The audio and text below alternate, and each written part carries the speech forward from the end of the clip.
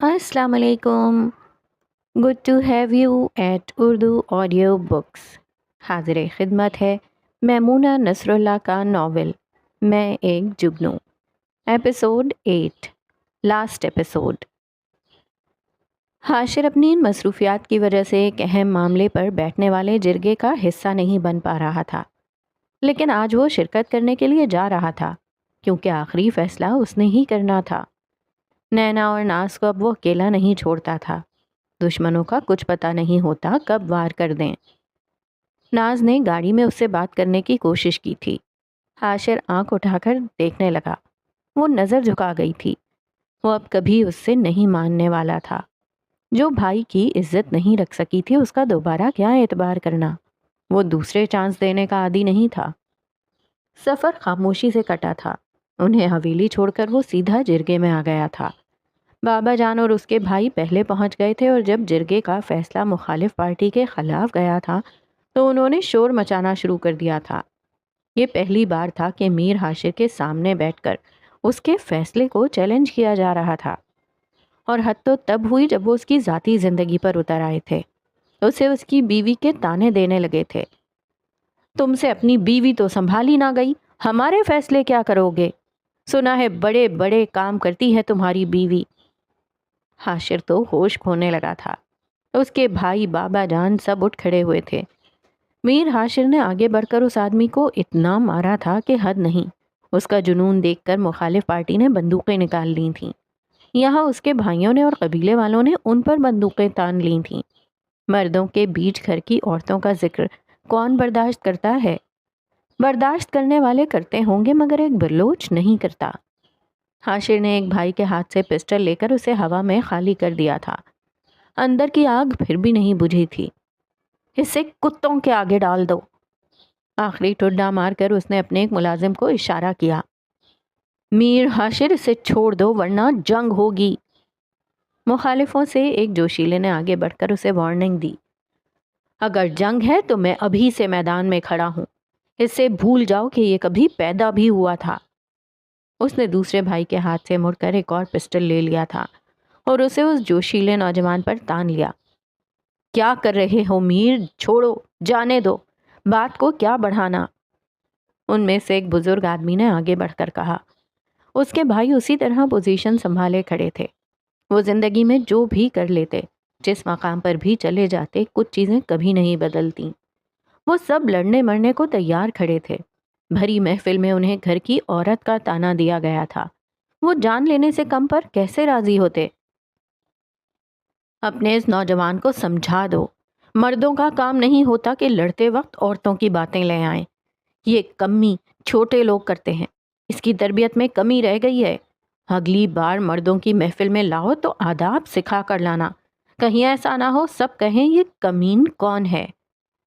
پھر اس نے آگے بڑھ کر اس نوجوان کے سینے پر جا کر اپنا پسٹل رکھا اور اسے ایک دو بار اس کے سینے پر ٹھوکا. اگر زندگی میں دوبارہ تم نے ایسی بات کہی تو یاد رکھنا تمہاری لاش بھی تمہارے گھر والوں کو نہیں ملے گی. عزتیں سب کے گھر میں ہوتی ہیں، ہر گھر کے معاملات بھی ہوتے ہیں. انجان نہیں ہوں میں کسی کے بھی معاملے سے. اگر نہیں بولتا تو اس لیے کہ یہ مردوں کا شیوا نہیں ہوتا. لیکن پہلی اور آخری بار بتا رہا ہوں، یاد رکھو، عورتیں سب کی ہوتی ہیں. ہر گھر کی کوئی نہ کوئی کہانی ہوتی ہے. وہ شیر کی طرح دہاڑا تھا.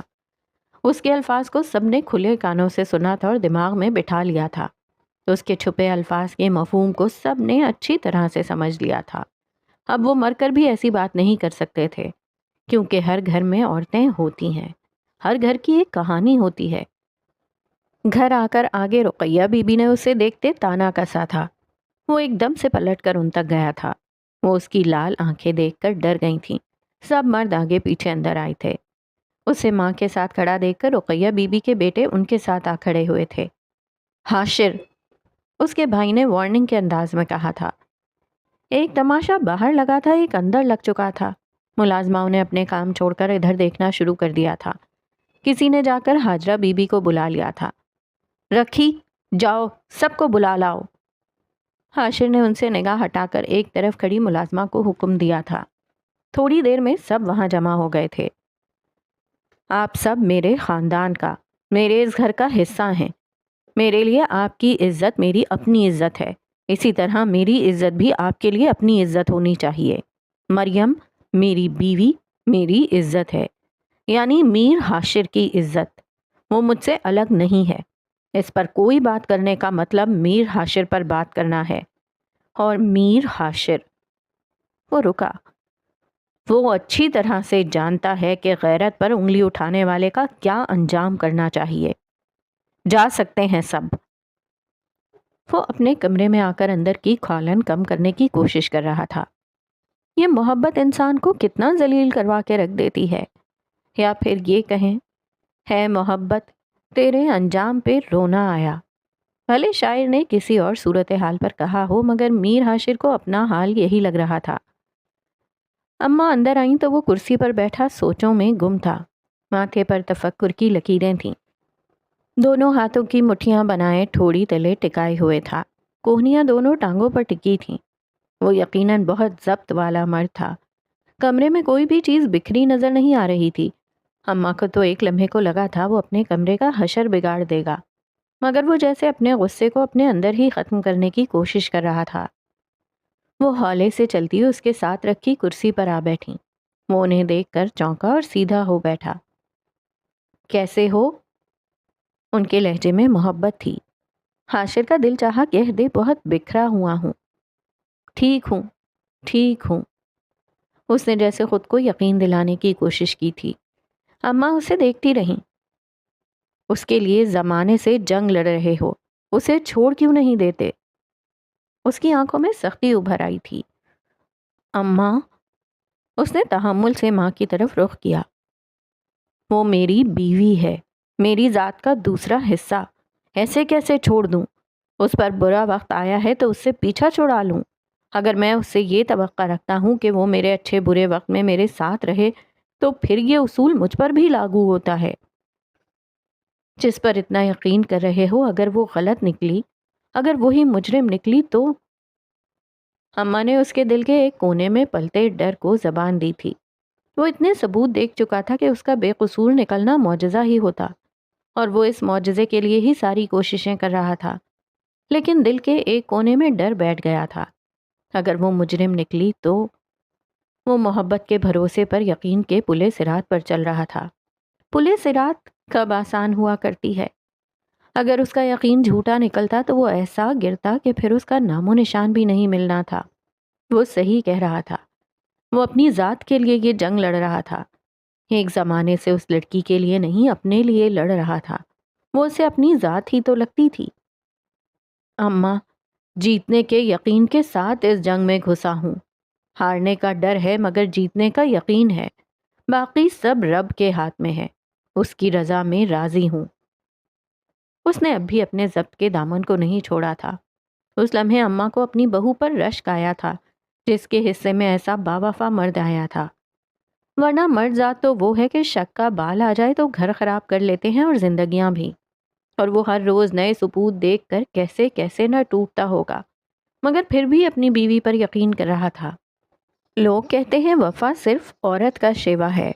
کوئی آ کر میر حاشر کو دیکھتا، وہ کسی عورت سے بھی زیادہ برے حالات میں اپنے ساتھی سے وفا نبھا رہا تھا، ورنہ ان کے شوہر نے تو بنا کسی وجہ کے ان کی محبت کو کچھ سالوں میں بھلا دیا تھا۔ انہیں خود پر فخر ہوا کہ ایسا بیٹا پیدا کیا تھا۔ وہ ان ماؤں میں سے نہیں تھیں جو بہو کو سخت سست سنا کر اپنی بھڑاس تو نکال لیتی ہیں، مگر اپنی اولاد کا دل دکھا جاتی ہیں، کہ جن سے انہیں محبت ہے ان کی ماں کو اس کی قدر بھی نہیں۔ وہ بیٹے کے لیے زیر لب دعائیں کرتی اٹھ کھڑی ہوئیں۔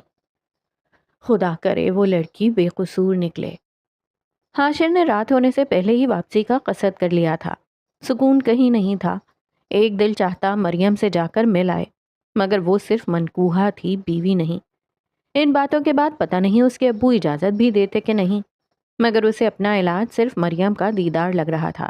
جسم میں پھر سے نئی انرجی آ جاتی، ٹوٹتی امیدیں پھر سے جڑ جاتی، مگر یہ ابھی ممکن نہیں تھا۔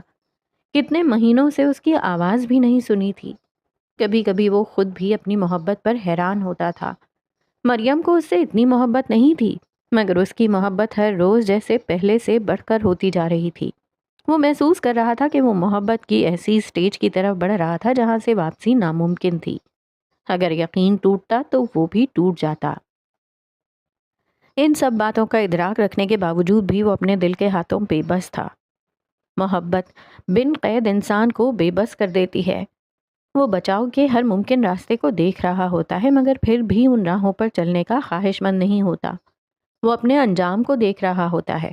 ذرا بھی پاؤں پھسلا ہستی بھی ہل جائے گی، مگر پھر بھی وہ خوشگمانی کے پرندے کا تعاقب کرتے کانٹوں بھری راہ پر چلتا ہی جاتا ہے۔ اس راہ پر خوش نصیبوں کو کامیابی ملتی ہے، ورنہ مجنوں رانجھے بن کے تاریخ کا حصہ بن جاتے ہیں۔ وہ ایسا شاندار اور کامیاب مرد صرف اپنی محبت کے بھروسے ہی کھڑا تھا۔ ایک زمانے کی مخالفت مول لیے اس کے لیے لڑ رہا تھا، جس پر اب اس کے گھر والے بھی بھروسہ نہیں کر رہے تھے۔ جہاں وہ پیدا ہوئی تھی، پلی بڑھی تھی، ساری زندگی ان کی آنکھوں کے سامنے گزاری تھی۔ صرف 2 سال ان سے اوجھل گزرے تھے اور ان 2 سالوں کی ہی وجہ سے وہ ان کے لیے مجرم بنتی جا رہی تھی کہ ان کی آنکھ سے اوجھل کچھ نہ کچھ تو کرتی رہی ہوگی۔ وہ تو وہاں نہیں تھے، کیسے گواہی دیتے؟ ایک وقت کے بعد وہ تھکنے لگے تھے، ان کے یقین چٹکنے لگے تھے۔ مگر محبت دنیا کا سب سے انوکھا معجزہ ہے۔ وہ ساری زندگی اس سے دور کہیں ایک الگ دنیا میں رہی تھی، مگر جب سے اسے دیکھا تھا زندگی کا حصہ نہیں بنی تھی بلکہ ذات کی حصے دار بن بیٹھی تھی۔ اب ہر ثبوت کے بعد بھی وہ سچی لگتی تھی۔ ایسے معجزے صرف محبت کے نصیب میں ہوتے ہیں۔ آج 6 ماہ ہونے کو آئے تھے۔ اس کے ساتھ کام کرنے والے افسر بھی تھک گئے تھے۔ بس بہت ہوا۔ وہ قانونی مجرم تھی، اب اسے قانون کے حوالے کر دینا چاہیے تھا۔ حاشر کے دل میں اب صرف 1% امید بچی تھی، اور وہ وقت آخر اس کی روتی آنکھوں کے ساتھ بولے جانے والا جملہ، میں نے نہیں کیا۔ اسے خود سے ڈر لگنے لگا تھا۔ اس نے وہیں بیٹھ کر اپنے وکیل کو کال کی تھی، پھر اگلے دن وہاں جا کر اسے پیپرز تیار کرنے کا کہا تھا۔ آر یو شور میر صاحب؟ وکیل نے آخری بار کنفرم کیا تھا۔ اس نے سر ہلا دیا تھا۔ وہ طلاق کا حق اپنی بیوی کو دے رہا تھا۔ وہ اپنے دل کے 99% حصے سے لڑ کر یہاں بیٹھا تھا، بس 1% کے سہارے۔ اسے ڈر لگ گیا تھا کہیں اسے چھوڑ نہ دے۔ وہ سدے باب کر رہا تھا اپنے ناقابل تلافی نقصان کے لیے۔ ان 6 ماہ میں اس کے گھر والے بھی تھک گئے تھے، بابا، اماں، جاذب اور نینا۔ باقیوں کی وہ سنتا ہی کب تھا؟ پھر اس نے اسے خط لکھا تھا۔ اب رابطے کا بس یہی ذریعہ تھا، مختصر سا خط۔ میں خود سے ڈر گیا ہوں، کہیں ان ثبوتوں کی وجہ سے جذبات میں آ کر کچھ غلط نہ کر بیٹھوں۔ ہاں، تم چاہو تو مجھ سے الگ ہو سکتی ہو، میرے اندر اتنی ہمت نہیں ہے کہ اپنے ہاتھوں سے تمہیں خود سے الگ کروں۔ اس خط کے ساتھ اس نے یہ پیپرز اس کے گھر بھیج دیے تھے۔ اسے پتہ نہیں تھا کہ اماں مریم کے گھر والوں کو جواب دے چکی ہیں۔ اس کے ذہن میں بار بار اب مریم کا آخری جملہ گونجتا تھا، میں نے نہیں کیا۔ وہ چونک گیا۔ وہ ہر بار یہی کہتی تھی، میں نے نہیں کیا۔ ایک بار بھی یہ نہیں کہا کہ مجھے نہیں پتا کس نے کیا۔ وہ اس سے اپنی ساری گفتگو کو پھر سے یاد کر رہا تھا۔ دماغ اتنا الجھا ہوا تھا کہ ٹھیک طرح یاد نہیں آ رہا تھا۔ کیا وہ اصلی مجرم کو جانتی ہے؟ بتایا کیوں نہیں اس نے؟ وہ الجھ رہا تھا۔ مجرم جانتی تھی تو چھپاتی کیوں؟ ایسا نہیں ہوگا۔ اس نے اس امکان کو رد کیا۔ اس کی دوست، اس کی روم میٹ، وہ کہاں گئی؟ اسے ایک دم سے جیسے کچھ کلک ہوا تھا۔ شروع میں ان کا دھیان ہی اس طرف نہیں گیا تھا۔ ہر پکڑا جانے والا کہتا ہمیں مریم عالم سپروائز کرتی تھی۔ اپر ہینڈ تو پھر بھی کوئی اور تھا، مگر باس کی قریبی ساتھی وہی تھی۔ وہ ان کی باتوں کے بعد صرف مریم کی ذات تک ہی الجھ کر رہ گئے تھے۔ ہر دوسرے بندے پر شک کیا تھا۔ اس کی دوست کا تو خیال ہی نہیں آیا تھا۔ ایک بار آیا تھا تو اس نے خود رد کر دیا تھا۔ وہ تو اس کی بیسٹ فرینڈ تھی، اپنے گھر کے مسئلوں میں الجھی ہوگی، اس معاملے میں اسے کیوں گھسیٹ کے لانا؟ اف! اس نے سر پر ہاتھ مارا۔ انہوں نے ہر بندے کو چیک کیا تھا، بس اسے ہی نہیں کیا تھا۔ وہ تیز رفتاری میں گاڑی دوڑا کر پولیس ڈپارٹمنٹ پہنچا تھا۔ تھکی ہوئی ٹیم اس دیوانے کے خواب کو اب بیزاری سے دیکھ رہی تھی۔ شروع میں وہ لوگ متاثر بھی ہوئے تھے، بیوی سے اتنی محبت کرتا ہے، مگر اب وہ تھک چکے تھے۔ وہ اس کا بینک اکاؤنٹ چیک کر رہے تھے۔ پہلے بھی کیے تھے، مگر جب کچھ ہاتھ نہیں آنا ہوتا تو سامنے کی چیز بھی اوجھل رہتی ہے۔ مریم کے اکاؤنٹ میں ہر بار باہر سے بہت سی اماؤنٹ آتی تھی، لیکن اگلے دن وہ دوسرے اکاؤنٹ میں منتقل کر دی جاتی تھی۔ وہ اکاؤنٹ اس کی دوست ردا کے نام پر تو نہیں تھا، مگر حاشر کو یقین تھا وہ اس کی دوست ردا ہی تھی۔ انہوں نے پکڑی جانے والی لڑکیوں کے اکاؤنٹس کی ڈیٹیلز چیک کی تو مریم کے پاس رقم کے 2 دن بعد ان سب کے اکاؤنٹ میں ان کے حصے منتقل کر دیے جاتے تھے۔ اب جو یہ بیچ والا اکاؤنٹ تھا، اس کی ساری ڈیٹیلز نکلوا رہے تھے۔ اسی اکاؤنٹ کے تھرو پھر وہ رقم سب میں بانٹ دی جاتی۔ ایسے کاروبار کرنے والے بے وقوف نہیں ہوتے کہ یوں بینکوں میں اپنے ثبوت چھوڑ جائیں۔ اس سب کا صرف ایک مطلب تھا، پولیس جو کب سے ان کے پیچھے تھی انہیں مجرم چاہیے تھا۔ انہوں نے پوری پلاننگ سے ایک لڑکی کو ٹارگٹ کیا تھا۔ انہیں بھی اندازہ تھا پکڑے جانے کے بعد بینک اکاؤنٹس تک کھنگالے جائیں گے، وہاں بھی وہی مجرم تھی۔ اتنی پرفیکٹنیس دراصل بدصورتی پیدا کر رہی تھی۔ جو لڑکی اگر اتنی ہی مجرمانہ ذہنیت کی حامل تھی، وہ اپنے اصلی نام کے اکاؤنٹ کو کیوں استعمال کرتی؟ اب سوال یہ تھا کہ اس نے کس کو اجازت دی تھی کہ اس کے اکاؤنٹ کو استعمال کرے، یا پھر یہ بھی اسے نہیں معلوم تھا۔ ان سوالوں کے جواب یا تو مریم دے سکتی تھی یا خود اصلی مجرم۔ چیزیں سامنے آ کر پھر الجھنے لگی تھیں۔ کال ریکارڈز میں اس کی آواز اور کئی بار چیک کرنے پر بھی وہ اصلی ریکارڈنگز ہی نکلی تھیں۔ نہیں، اتنی پرفیکشن کوئی کسی کو پھنسانے کے لیے ہی پیدا کر سکتا ہے۔ مریم کا موبائل آن کر کے وہ ردا کے نمبر پر کال کر رہے تھے، ہر بار بند ہوتا۔ اگر وہ لڑکی اس کی واقعی دوست تھی تو نمبر کیوں بند تھا؟ سم کے ذریعے ایڈریس نکلوایا تو حسب توقع غلط نکلا تھا۔ حاشر کے اندر جان لوٹ آئی تھی، وہ پھر سے پرجوش ہو چکا تھا۔ یقیناً یہی لڑکی گناہ گار تھی۔ ایک نئی انرجی کے ساتھ اب وہ سب کام کر رہے تھے۔ مریم اور ردا کی کالز کو اب سنا جا رہا تھا، ایک ایک لفظ غور سے۔ ضروری نہیں کہ اس نے مریم کا موبائل ہی استعمال کیا ہو سکتا ہے سم نکال کر اپنے موبائل میں لگاتی ہو، کیونکہ مریم کے موبائل میں تو کوئی ڈیوائس یا چپ نہیں لگی ہوئی۔ ایک لڑکے نے ایک دم سے سب کو مخاطب کر کے کہا تھا، اور پھر ان کالز کے ایک ایک لفظ کو چھانٹنے کے بعد انہوں نے ردا کو پہچان لیا تھا، اس کے الفاظ کی ادائیگی سے۔ حاشر خوشی سے رو دینے کو تھا۔ وہ ہنستے ہنستے وہاں سے اٹھ کر باہر آ گیا تھا۔ کتنے دنوں کی محنت رنگ لائی تھی، کتنی دیر آسمان کو تشکر بھری نظروں سے دیکھتا رہا۔ اوہ اللہ، شکریہ پیارے اللہ۔ وہ ہنستا تھا، آنکھیں نم ہو جاتی تھیں۔ پھر چند گہری سانسیں لے کر وہ واپس اندر آ گیا تھا۔ ابھی صرف ایک کلیو ملا تھا۔ اب پوری ٹیم کو یقین تھا کہ بہت سے ثبوت مل جائیں گے، اور ثبوت نہیں بھی ملتے، وہ لڑکی مل جائے، اس سے اقرار کروا لیں گے۔ ردا کی تلاش جاری تھی۔ حاشر روز اس کے نمبر پر کال کرتا، ایک دن میں کئی بار، شاید وہ سم کبھی آن ہو جائے۔ پھر اس نے اس نمبر پر میسج کیے تھے، مریم کی طبیعت بہت خراب ہے، وہ تم سے ملنا چاہتی ہے، وہ آج کل کی مہمان ہے، میں اس کا شوہر، اس نے تم سے رابطہ کرنے کو کہا ہے۔ جانے نمبر آن ہوتا کہ نہیں، اور کیا معلوم وہ اس کو پڑھ کر رابطہ کرے کہ نہیں۔ اور ایک دن کسی اور نمبر سے حاشر کو فون آیا تھا، ردا تھی۔ وہ ایک دم سے سیدھا ہو بیٹھا تھا۔ کیا ہوا مریم کو؟ اس کی پریشان آواز محتاط تھی۔ بہت بیمار رہتی ہے، ڈاکٹرز نے اسے 1 ماہ کا وقت دیا ہے۔ حاشر نے اس ایس پی کے کہنے پر اس جھوٹ کو گڑھا تھا۔ ایسے تو وہ ہاتھ آنے سے رہی، پھر اپنی لوکیشن تو اس نے نہیں بتائی تھی۔ اس نے کہا تھا وہ اسے ہاسپٹل ملنے آئے گی۔ حاشر نے ایک ہاسپٹل کا کہہ دیا تھا، اور 3 دن بعد وہ قدرے محتاط سی وہاں آتی دکھائی دی تھی۔ ہاسپٹل کے چپے چپے کو کور کیا گیا تھا تاکہ وہ بھاگ نہ پائے۔ اور پھر ایک روم میں نقلی مریضہ کو دیکھ کر جب وہ جذباتی ہو کر آگے بڑھی تھی، روم کا دروازہ بند کر دیا گیا تھا، اور اب وہ ایک اندھیرے کمرے میں بیٹھی تھی، صرف منہ کھلا تھا۔ حاشر کرسی گھسیٹ کر اس کے سامنے بیٹھ گیا تھا۔ بتاؤ، کیوں کیا تم نے؟ پولیس میں سے ابھی کوئی سامنے نہیں آیا تھا۔ اتنا تو پتا تھا کہ وہ مریم سے محبت کرتی تھی، تبھی دوڑی چلی آئی تھی۔ اب اسے اسی کے ذریعے جذباتی کر کے ہی کچھ اگلوایا جا سکتا تھا، ورنہ پھر پولیس اپنا کام کرتی۔ کیا کیا ہے میں نے؟ مریم کہاں ہے؟ اب کیوں مریم کی اتنی فکر ہو رہی ہے، اسے اتنا بری طرح پھنسا کر؟ میں کیوں پھنساؤں گی؟ میں نے کچھ نہیں کیا۔ وہ صاف انکاری تھی۔ مریم کہاں ہے؟ اسے بلاؤ۔ وہ مر گئی ہے، حاشر نے سرد لہجے میں کہا۔ کیا؟ کیسے؟ وہ بے یقین ہوئی۔ اس پر کچھ غلیظ الزام لگے تھے تو اس لیے اسے غیرت کے نام پر قتل کر دیا گیا۔ تب تک عاشر کو نہیں معلوم تھا کہ واقعی یہ ہو چکا تھا۔ اس نے پیپرز بھیجنے کے بعد وہاں رابطہ نہیں کیا تھا، نہ ہی وہاں سے کیا گیا تھا۔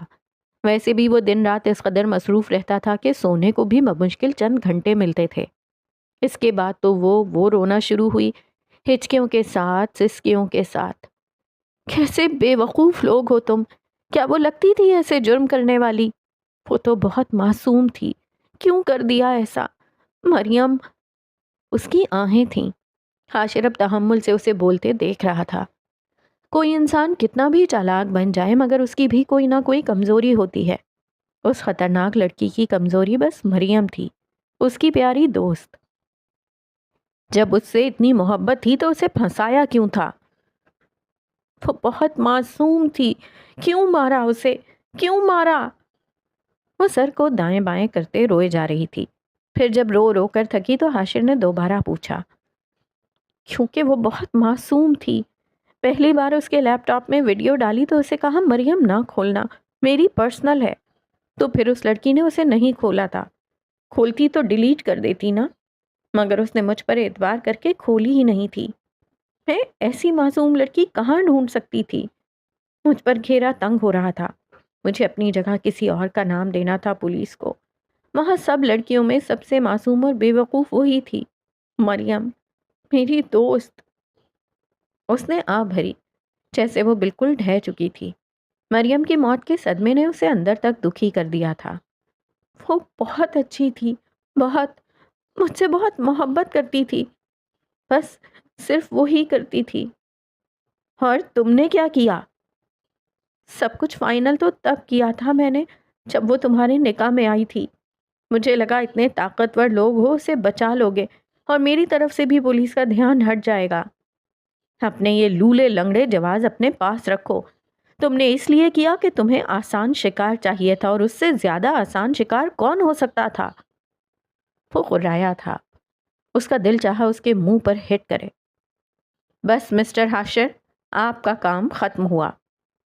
اندھیرے کو ختم کر دیا گیا تھا۔ تفتیشی افسر نے آگے بڑھ کر اس کے کندھے پر ہاتھ مار کر اسے اٹھنے کو کہا۔ وہ ردا کو گھورتا اٹھ کھڑا ہوا۔ پولیس کا کوئی ارادہ نہیں تھا کہ ردا کو بتاتے مریم نہیں مری تھی۔ وہ اسی جذباتی کیفیت میں ہی بہت کچھ بتا سکتی تھی، جبکہ وہ پولیس کو دیکھ کر ہڑبڑاہٹ کا شکار تھی۔ پھر وہ چیختی رہی، بولتی رہی۔ عاشر نے اس کا اقرار ویڈیو میں ان سے لیا تھا، اسے اپنے گھر والوں کو دکھانا تھا۔ لوگ بنا ثبوت کے لگے الزام کو سچ مانتے ہیں، صرف زبان سے نکلی بات ہی دوسرے کے جرم کا ثبوت بن جاتی ہے، مگر سچائی ثابت کرنے کے لیے اصلی ثبوتوں کی ضرورت ہوتی ہے۔ اس کے لیے کسی کی زبان سے دی گواہی ناکافی مانی جاتی ہے، اور یہ وہی دن تھا جس دن مریم نے فجی کی فلائٹ پکڑی تھی۔ آج اس نے اسی طرح ان سب کو بلایا تھا اور ثبوت دکھایا تھا تاکہ ہر شخص دیکھ لے میر عاشر سچا تھا، اس کی محبت کھوٹی نہیں تھی، اور ہر شخص شرمندہ تھا کہ وہ جھوٹ کو سچ مان بیٹھا تھا۔ وہ ایک خوشی بھرے احساس کے تحت اپنے کمرے میں آ گیا تھا۔ 2 نفل شکرانے کے ادا کیے تھے۔ ایک آزادی کا احساس تھا، کسی بوجھ سے آزاد ہونے کا احساس۔ وہ اپنی محبت کے امتحان میں سرخرو ہوا تھا۔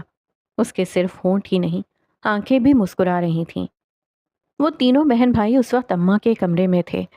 عاشر ٹانگ پر ٹانگ چڑھائے کرسی سے ٹیک لگائے مسکراتے ہوئے اس منظر کا حصہ تھا، جیسے صدیوں بعد یہ سکون میسر آیا تھا۔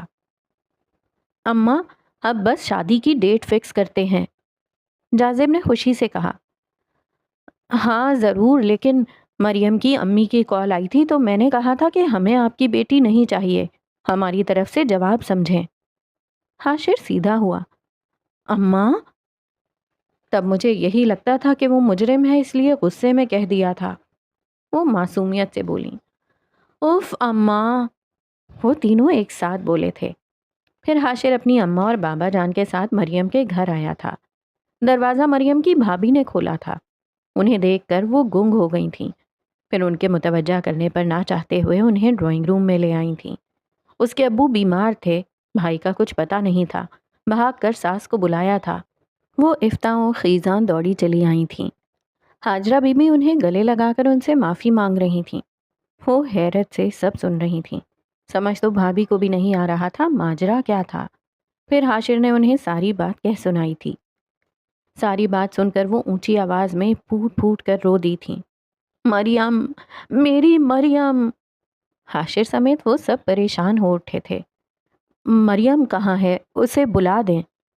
حاشر نے پریشان لہجے میں بھابھی کو مخاطب کیا۔ وہ چلی گئی ہے۔ وہ ابھی تک شوق میں تھیں۔ اس کی روتی امی کو ہاجرہ بی بی چپ کروانے کی کوشش کر رہی تھیں، لیکن ان کا رونا بڑھتا جا رہا تھا۔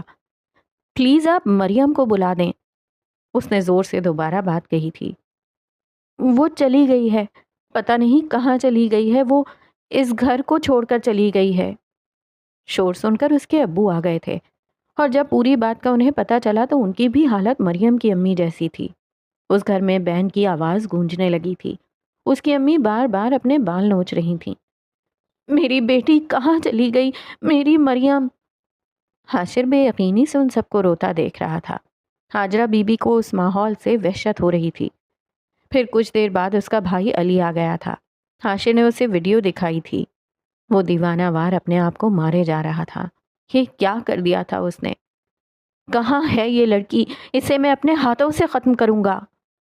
اب پولیس کی تحویل میں ہے۔ اس کے بے قابو وجود کو حاشر نے ایک جھٹکے سے پکڑا تھا۔ علی روتے ہوئے دہرا رہا تھا۔ اس نے اپنی بہن کو مارنے کی کوشش کی تھی، اور حاشر، وہ بے یقینی سے ان سب کو دیکھ رہا تھا۔ کیا یہ واقعی اس کے گھر والے تھے؟ اسے گھر سے گئے 2 ماہ ہو چکے تھے۔ وہ اس کے پاس نہیں آئی تھی تو کہاں تھی؟ اس نے دل میں آئے سوال کو دہرایا تھا۔ آپ نے طلاق بھجوا دی تھی، آپ کے پاس کیسے آتی وہ؟ علی کو اس پر بھی غصہ تھا۔ کیا بکواس ہے؟ میں کیوں اسے طلاق دیتا؟ میں نے طلاق کا حق اسے دیا تھا۔ پیپرز پر طلاق میں نے خود پڑھی تھی، علی چلایا۔ میں نے اسے طلاق کا حق دیا تھا، کہاں ہیں پیپرز؟ پھر پڑھو انہیں۔ حاشر اپنے پیپرز لے آیا تھا۔ کیا وہ اتنی پاگل تھی کہ پیپرز کو کھول کر پڑھا بھی نہیں تھا؟ ایسے ہی مان گئی تھی کہ اسے طلاق ہو گئی ہے، نہ ہی اس کا خط پڑھا تھا۔ اسے مریم پر شدید غصہ تھا۔ ایک بار مل جاتی اسے۔ پہلے ردا کی تلاش تھی، اب مریم کی۔ سکون بس چند دن کا تھا۔ کوئی کلیو تک نہیں تھا کہ گئی کہاں تھی وہ۔ اس کے ابو سے پوچھ چکا تھا کہ وہ اپنے ساتھ کیا کیا لے گئی تھی۔ انہوں نے بتایا کہ چند جوڑے اپنے ڈاکیومنٹس اور زیورات۔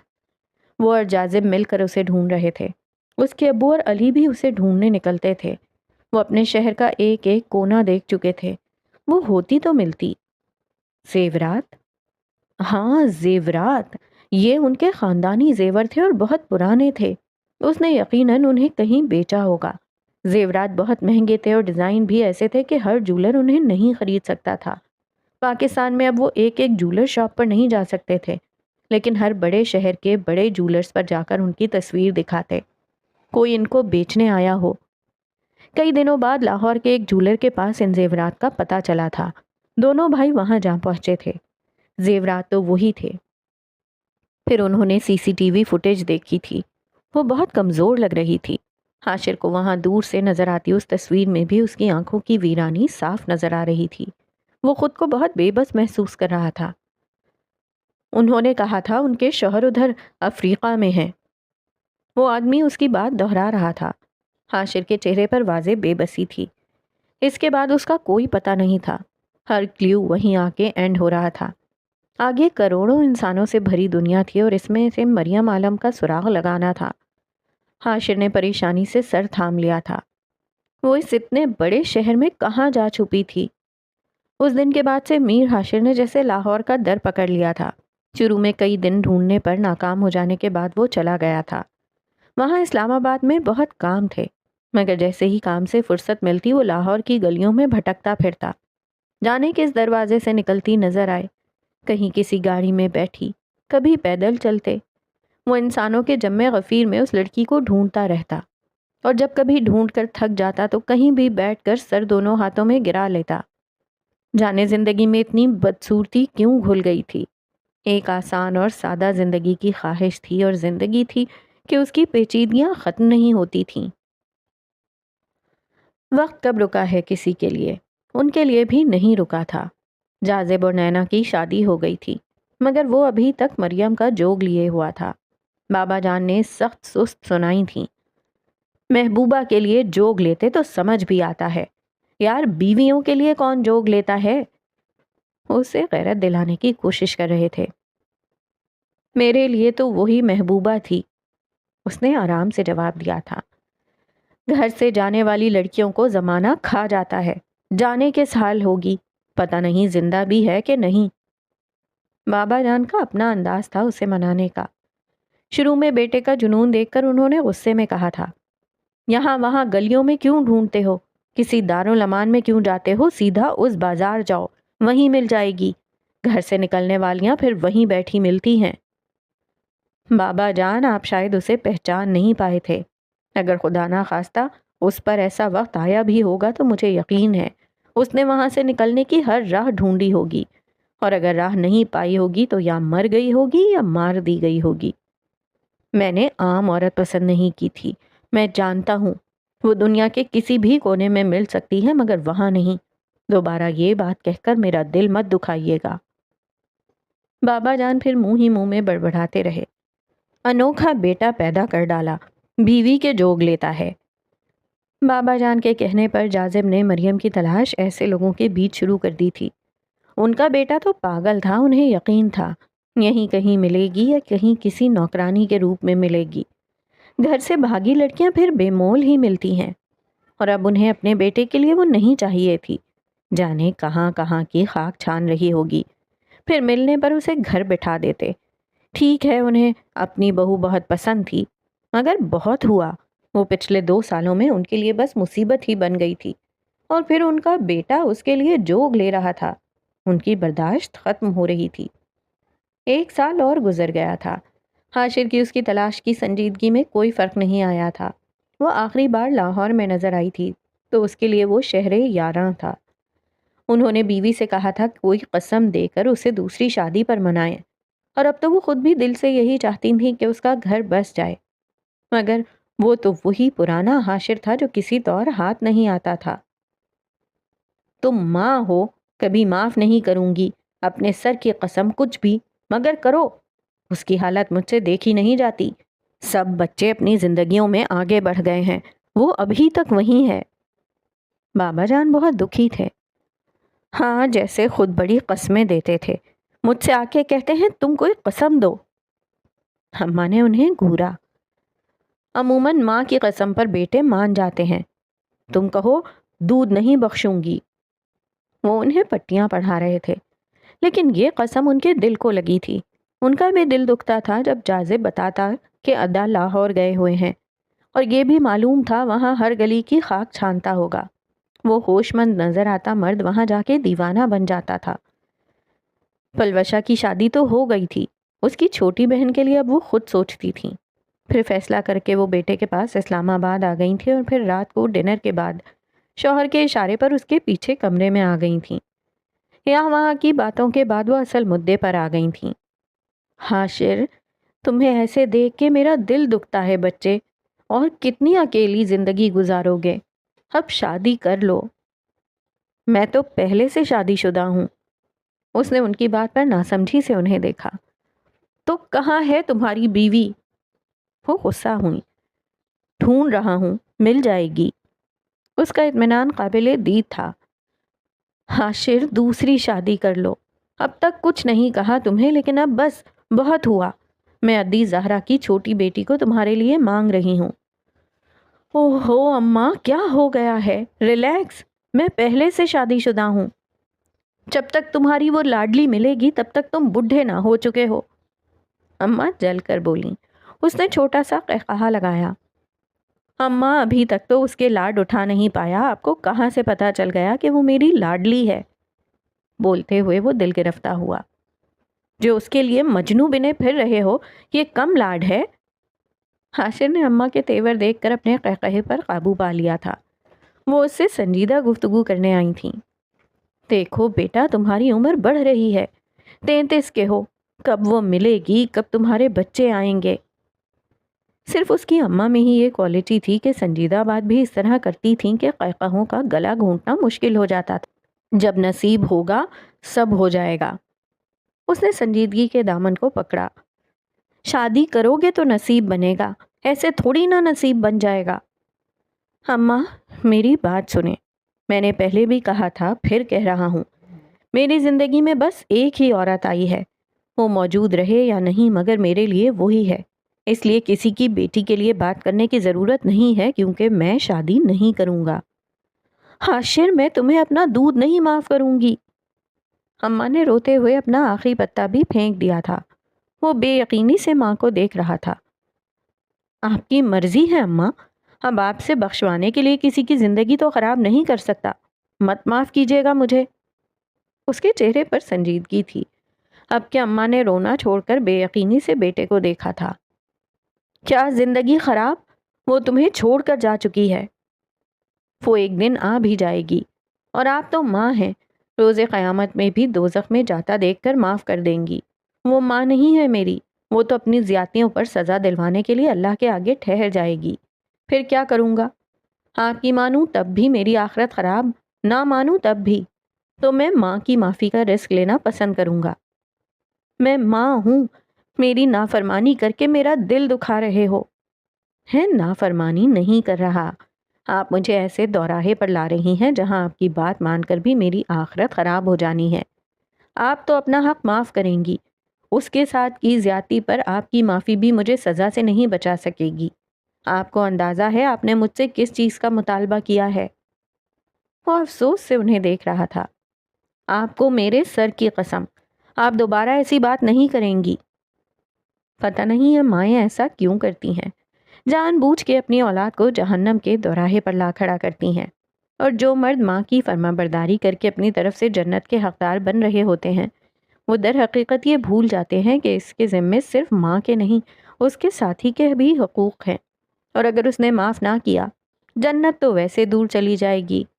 اللہ اپنے بندوں کے ساتھ زیادتی کو معاف نہیں کرتا، اور کئی مائیں اپنی اولاد کو خوشی سے جہنم کے اس دروازے کے قریب کھڑا کر دیتی ہیں۔ اماں تو پھر چلی گئی تھیں۔ حاشر خراب موڈ کے ساتھ گاڑی کی چابی اٹھاتا باہر نکل آیا تھا۔ یہ مریم اسے ایک بار مل جاتی۔ اسے مریم پر شدید غصہ آیا تھا۔ نہ وہ جاتی زندگی سے، نہ اماں آ کے ایسی قسمیں دینے کی کوششیں کرتی۔ کیا بنا؟ بابا جان نے بیوی کو دیکھتے ہی پوچھا۔ وہی جو اب تک بنتا آیا ہے۔ تم کوئی تگڑی قسم دیتی، پتہ نہیں کون سی مائیں ہوتی ہیں جو بیٹوں سے بات منوا لیتی ہیں۔ انہوں نے جان بوجھ کر انہیں تانا دے کر غصہ دلانے کی کوشش کی۔ ہاں جی، انوکھی مائیں ہوتی ہیں اور انوکھے بیٹے۔ وہ کہنے لگا، ٹھیک ہے اماں، نہ معاف کیجیے گا، آپ کی مان کر جانا تو ویسے جہنم میں ہے، کیونکہ وہ نہیں معاف کرے گی اپنا حق، فرشتے تو ویسے جہنم میں لے جائیں گے۔ اس نے واقعی یہی کہا؟ نہ، میں تو خود سے گھڑ کر بتا رہی ہوں۔ انہیں ویسے ہی بیٹے پر جلال آیا ہوا تھا۔ شوہر کو گھور کر دیکھا۔ کتنا سیانا ہے میرا بیٹا، ماں ہوں نا، پتہ ہے معاف کر دوں گی۔ بیویاں کب معاف کرتی ہیں، وہ تو قبر تک اپنے ویر لے جاتی ہیں۔ اب کے بابا جان نے بھی ان پر نشانہ باندھا تھا۔ کاش کہ ایسے فرما بردار شوہر ہمیں بھی ملے ہوتے۔ جو ہمارے حصے میں آیا وہ بہن تک کا فرما بردار تھا، اور ایک یہ ہے ماں کی قسموں کا توڑ رکھنے والا۔ میں پوچھتی ہوں، آج تک کہیں ایسا ہوا ہے ماں قسم دے ڈرائے، آگے سے بیٹا کہے آپ تو معاف کر دیں گی، اماں بیوی معاف نہیں کرے گی؟ نہیں کروں گی معاف میں بھی۔ تمہیں تو شوہر کو معاف کرنا نہ آیا۔ بیٹے کا جواب سن کر بابا جان کو معلوم ہو گیا تھا، وہ آج بھی وہی تھا، کسی کے ہاتھ نہیں آنے والا۔ اب بیوی کے ساتھ شغل لگا رہے تھے۔ زندگی کے تھال میں 2 سکے اور آن گرے تھے۔ اب وہ 35 کا تھا، مگر اس کی بیوی کا کوئی نام و نشان نہیں تھا۔ جاذب نے بعد میں اسے بتایا تھا کہ وہ پاکستان کے ہر اس کونے میں جا چکا ہے جہاں کسی بھی لاوارث لڑکی کے ہونے کا امکان ہو سکتا ہے۔ ادا 2 ہی صورتیں ہیں، یا تو ملک سے باہر گئی ہوں گی یا پھر اللہ کے پاس۔ وہ اپنے بھائی کے لیے اتنی محنت کر رہا تھا، وہ تھک چکا تھا۔ ٹھیک ہے وہ اچھی لڑکی تھی، اس کے ساتھ ظلم ہوا تھا، مگر اب بس بہت ہوا۔ ان کے بھائی کو آگے بڑھ جانا چاہیے تھا۔ ادھر اس کے ابو اور بھائی بھی جانے اسے کہاں کہاں ڈھونڈتے پھر رہے تھے۔ وہ میر حاشر سے رابطے میں رہتے تھے اور ہر بار مایوسی ہوتی تھی۔ حاشر نے اس بات پر جاذب کو غور سے دیکھا۔ تمہارے خیال سے وہ باہر جا سکتی ہے؟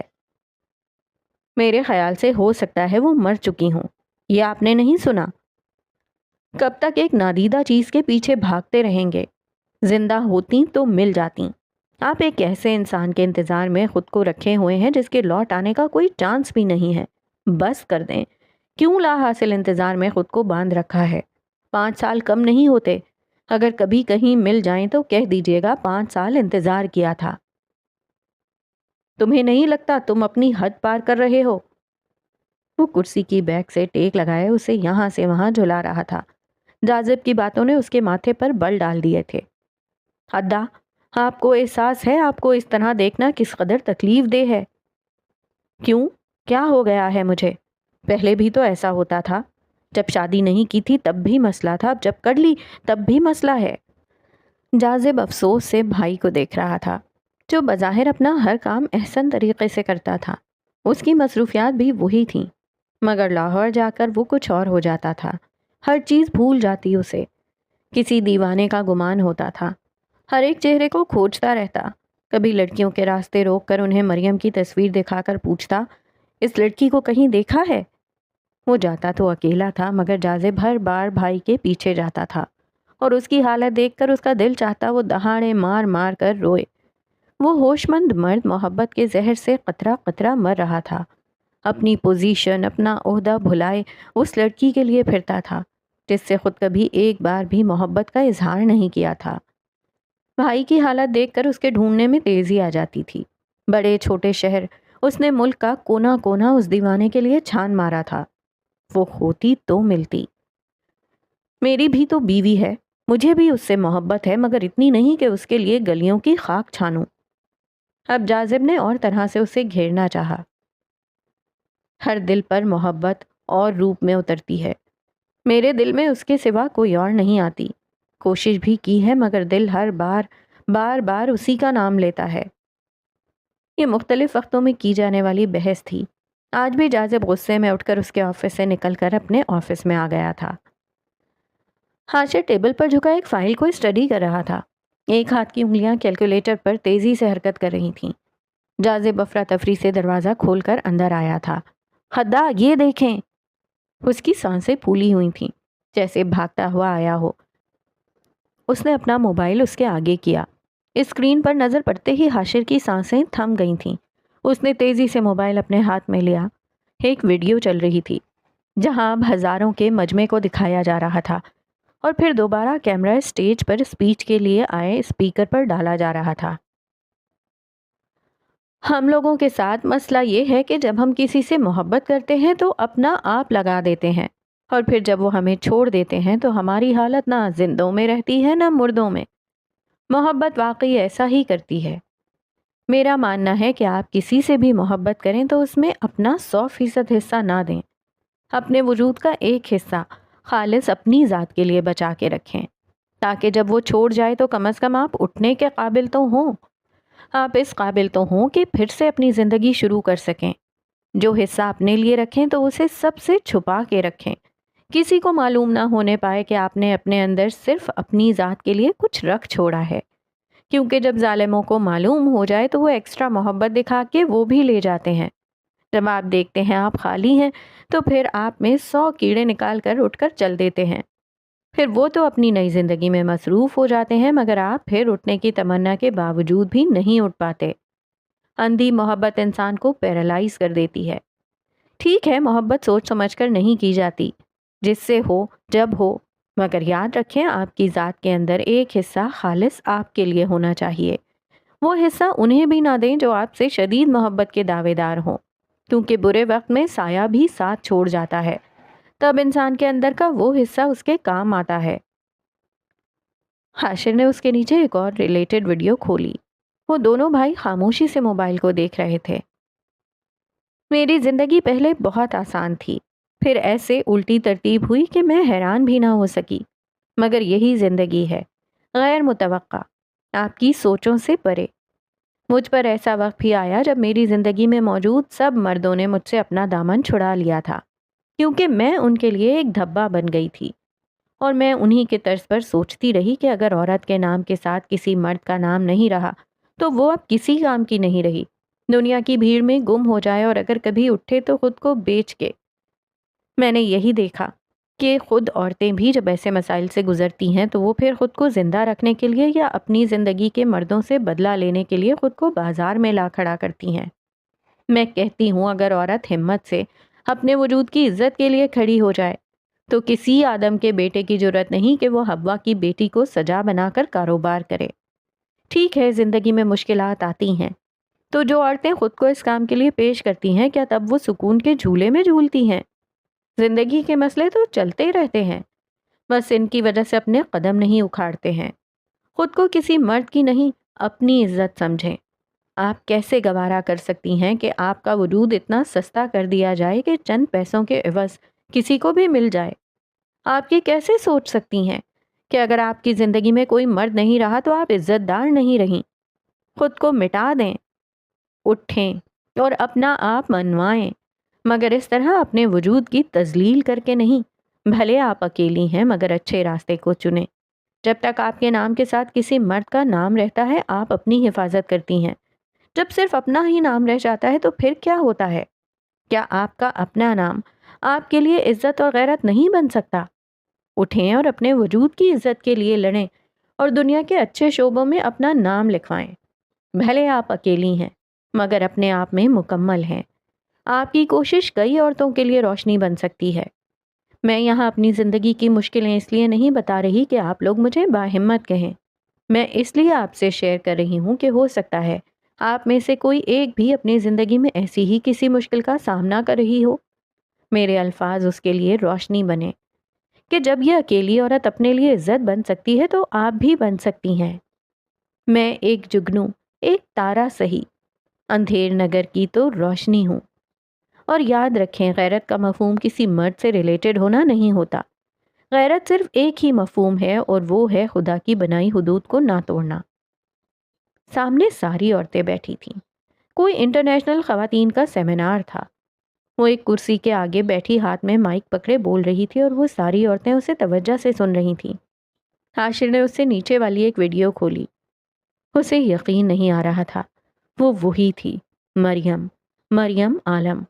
وہ بے یقینی سے ایک ایک کر کے اس کی ویڈیوز کھول رہا تھا۔ نہیں، وہ مریم عالم نہیں تھی، وہ تو مریم میر تھی۔ میر پڑھ کر اس کے دل کے اندر کچھ ہوا تھا۔ اس نے ایک اور ویڈیو کھولی، اس میں سوال جواب سیشن تھا۔ کسی یونیورسٹی کے اسٹوڈنٹس اس سے سوال و جواب کر رہے تھے۔ ایک لڑکی اٹھی، آپ خود حجاب کرتی ہیں تو آپ ہمیں حجاب پر بھی لیکچر دے کر بتائیں گی کہ یہ اچھا ہے؟ لڑکی کا لہجہ صاف مذاق اڑاتا ہوا تھا۔ پتہ نہیں کس موضوع پر وہ سب بولنے کے لیے اکٹھے ہوئے تھے۔ یہ چند منٹ کی کلپ تھی۔ اب کیمرہ پھر مریم پر تھا اور پیچھے ایک بینر پر لکھا جرمنی نظر آ گیا تھا۔ آپ مسلم ہیں؟ اس نے الٹا سوال کیا۔ جی، لڑکی نے جواب دیا۔ تبھی آپ کو ٹینشن لگ گئی کہ میں آپ کو حجاب پر لیکچر نہ دے دوں۔ وہ ہنسی، پھر سنجیدہ ہو کر اسے دیکھا۔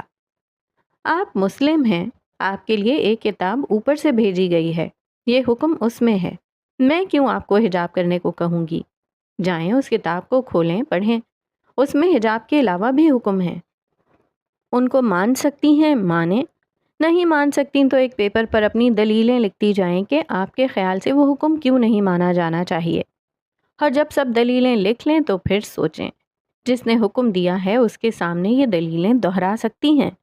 جب وہ پوچھے گا میرا فلاں حکم کیوں نہیں مانا تھا تو آپ اپنی وہ دلیلیں اس کے آگے دہرا سکتی ہیں۔ اگر واقعی کر سکتی ہیں تو گڈ اینڈ ویل، ورنہ تلاش جاری رکھیں کسی نئی دلیل کے لیے تاکہ جواب دے سکیں۔ باقی میں کوئی مذہبی اسکالر نہیں ہوں، اس لیے مجھے اس کی اہمیت کا صحیح طرح معلوم نہیں ہے۔ میں خود اس لیے کرتی ہوں کہ میں ایسے کمفرٹیبل فیل کرتی ہوں۔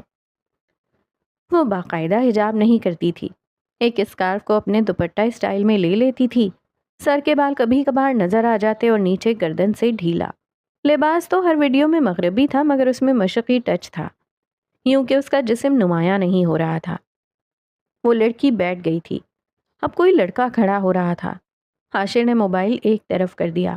اس کی کیفیت بہت عجیب ہو رہی تھی، شاید یہ بہت زیادہ خوشی تھی، جس کا وہ کب سے انتظار کر رہا تھا وہ مل گئی تھی اور اچھے حال میں ملی تھی۔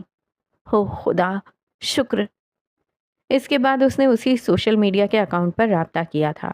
معلوم ہوا وہ مختلف اداروں میں جا کر لیکچرز دیتی ہے۔ اس کی رہائش کہاں ہے نہیں معلوم۔ وہ ایک سے دوسرے لنک کے پاس جا رہا تھا، لوگ اسے دوسرے کے پاس ریفر کر دیتے۔ شاید اسے معلوم ہو کہ مریم میر کہاں رہتی ہے۔ یہ کیا ماجرا تھا؟ کوئی بھی اس کی رہائش کا نہیں جانتا تھا۔ ایک بار پھر سے وہ اپنے عہدے کا استعمال کر رہا تھا۔ فورن منسٹری سے اس کا ریکارڈ نکلوا رہا تھا۔ وہ پاکستان سے باہر کب گئی تھی اور پھر وہاں سے کس ملک گئی تھی، موجودہ رہائش کہاں تھی۔ خوش قسمتی سے وہ ایسے ملکوں میں گئی تھی جہاں پاکستانیوں کی کم تعداد ہوتی ہے۔ اس کا ڈیٹا آرام سے مل گیا تھا۔ سارا ریکارڈ نکلوا کر اس نے اس کے ابو کو اس کے مل جانے کی اطلاع دی تھی۔ سب بہت خوش تھے۔ وہ مل گئی تھی۔ رشیا کا ویزا لگوا کر وہ اب رشیا میں تھے۔ حاشر کو ماسکو کی فضائیں اپنی اپنی لگنے لگی تھیں۔ وہ یہیں تھی، مگر اسے اس پر بہت غصہ بھی تھا۔ وہ اس سے ٹھیک ٹھاک جھگڑا کرنے والا تھا۔ وہ اس کے پاس کیوں نہیں آئی تھی؟ کیوں؟ ایمبیسی سے اس کی رشیا کے بارے میں معلومات لے کر وہ دونوں اب اس ادارے کی طرف جا رہے تھے جہاں وہ پڑھا رہی تھی، اور وہاں سامنے رک کر اس نے فیصلہ کیا تھا پہلے اس کے ابو اس سے ملنے۔ وہ آدھا راستہ تو روتے آئے تھے۔ وہ پھر پارکنگ میں کھڑی گاڑی میں بیٹھا رہا۔ پہلے وہ اپنے گھر والوں سے تعلقات ٹھیک کر لے، پھر وہ جائے گا۔ اس کے ابو پرنسپل آفس گئے تھے۔ وہ مریم عالم اردو ٹیچر سے ملنے آئے تھے، پھر انہیں وہاں سے اس کے روم میں بھیج دیا گیا تھا۔ مریم اس وقت اپنا ایک لیکچر لے رہی تھی جب اسے اطلاع دی گئی کہ کوئی اس سے ملنے آیا ہے۔ اب اکثر لوگ اس سے ملنے آتے رہتے تھے۔ کوئی اپنے کسی سوال کے جواب کی تلاش میں آتا تھا تو کسی کو کیا کام ہوتا تھا۔ اس نے گردن ہلا کر 5 منٹ میں آنے کا کہا تھا۔ جب وہ فارغ ہو کر اپنے آفس میں پہنچی، سامنے ایک آدمی اس کی ٹیبل کی جانب جھکا ایک پمفلٹ پڑھ رہا تھا۔ مریم نے دروازہ بند کیا۔ ہیلو، میں مریم میر ہوں، کہتے وہ اپنی کرسی کی جانب بڑھی۔ اس کے ابو نے مڑ کر اسے دیکھا۔ مریم کا سانس جہاں کا تہاں رہ گیا تھا۔ اس کے ہاتھ سے کتاب چھوٹ گئی تھی۔ نوٹس کے صفحے بکھر کے یہاں وہاں ہو گئے تھے۔ اس کے ابو روتے ہوئے اسے دیکھتے ہولے ہولے قدم اس کی جانب بڑھانے لگے۔ میری بیٹی مریم! انہوں نے اسے آگے بڑھ کر گلے لگانا چاہا۔ وہ ایک دم سے ہوش میں آ کر پیچھے ہٹی تھی۔ کیا کرنے آئے ہیں آپ؟ اس کی آواز میں خوف تھا۔ وہ محسوس کر کے اور غمزدہ ہوئے۔ میں تم سے ملنے آیا ہوں، تمہیں لینے آیا ہوں۔ چلو میری بیٹی، اپنے گھر چلو، ہم سے غلطی ہو گئی تھی۔ مریم نفی میں سر ہلا رہی تھی۔ اسے یقین نہیں تھا کہ وہ سچ بول رہے ہیں۔ وہ دوسرے ملک میں تھی، یہاں اسے مار نہیں سکتے تھے، پھنس جاتے، اس لیے اسے پیار سے بہلا کر ساتھ لے جانے آئے تھے۔ مجھے آپ کے ساتھ نہیں جانا۔ وہ نفی میں سر ہلا رہی تھی۔ ان کے دل کو تکلیف ہو رہی تھی۔ وہ اتنے سال بعد ایک دوسرے کو مل رہے تھے۔ بیٹی نے آگے بڑھ کر انہیں گلے سے بھی نہیں لگایا تھا۔ وہ اپنی صفائی دیتے رہے۔ بالآخر وہ رو پڑی تھی۔ آپ کو معلوم ہے ایک بیٹی کو اپنے باپ سے کتنی محبت ہوتی ہے؟ شاید ہر بیٹی کے دل میں ہوتی ہو، مگر میرے دل کے تو آپ ہی بادشاہ تھے، میرے ہیرو تھے۔ مجھے آپ سے اتنی محبت تھی کہ میرا دل چاہتا آپ جہاں جہاں قدم رکھتے ہیں میں وہاں وہاں اپنا دل رکھتی جاؤں۔ اتنی محبت تھی آپ سے، اور آج بھی ہے، لیکن آپ نے کیا کیا؟ وہ دکھ سے ان کو دیکھ رہی تھی۔ آج آپ کہتے ہیں میرے دامن سے داغ ہٹ گیا ہے تو اب دوبارہ اسی خاندان کا حصہ بن جاؤں۔ تب مجھے کیوں نہیں قبول کیا تھا؟ تھی تو آپ کی ہی بیٹی، چاہے بری ہی ہوتی۔ ماں باپ بھی اولاد کو پھینکتے ہیں۔ مجھے زندگی بھر نہیں بھولے گا، میرے قتل کے وقت آپ وہاں موجود تھے۔ آپ نے آگے بڑھ کر میرے بھائی کا ہاتھ نہیں روکا تھا۔ وہ بولتے بولتے پھر سے رونے لگی تھی۔ میرا بچہ جو گزرا ہے اسے بھول جاؤ، ہم شرمندہ ہیں۔ ماں باپ کو معاف کر دو۔ کبھی کبھار ماں باپ زیادتی کر جاتے ہیں، مگر اولاد سے محبت بھی تو کرتے ہیں۔ ہمیں تم سے بہت محبت ہے۔ میری سگی بہن، وہ جب آتی تھیں تو میرا چہرہ بھی دیکھنا پسند نہیں کرتی تھیں۔ گھر کے بچوں کے لیے میں بری تھی۔ امی کھانا کم دیتی تھی کہ ایسے مر جائے گی۔ بالآخر بھائی نے قتل کرنے کا سوچ بھی لیا اور عمل بھی کر لیا۔ اب آپ لوگ یہی سوچیں میں اس رات ہی مر گئی تھی۔ مرے ہوئے زندہ نہیں ہوتے۔ اس کے ابو اس کے روتے وجود کو تھامنے کے لیے پھر آگے بڑھے۔ وہ سر جھکائے رو رہی تھی۔ انہوں نے اسے گلے لگا لیا تھا۔ اس کا ضبط ٹوٹ گیا تھا۔ وہ اونچی آواز سے رونے لگی۔ کیوں کیا میرے ساتھ ایسا؟ کیوں؟ میں نارمل ہو کوئی بھی نارمل نہیں رہی، کیوں؟ وہ روتے ہوئے اس کے سر کو تھپ تھپا رہے تھے۔ پھر خود کو سنبھال کر وہ پیچھے ہوئی۔ چلے جائیں میری زندگی سے، نہ اب آپ لوگ میرے لیے زندہ ہیں نہ میں آپ لوگوں کے لیے۔ کہہ دینے سے سب رشتے ختم نہیں ہو جاتے میرا بیٹا۔ ان کا لہجہ وہ برسوں بعد سن رہی تھی۔ اس کا دل کٹا جا رہا تھا۔ ہر رشتہ ختم ہو جاتا ہے، ہر رشتہ، جب اس میں خلوص اور محبت نہ رہے۔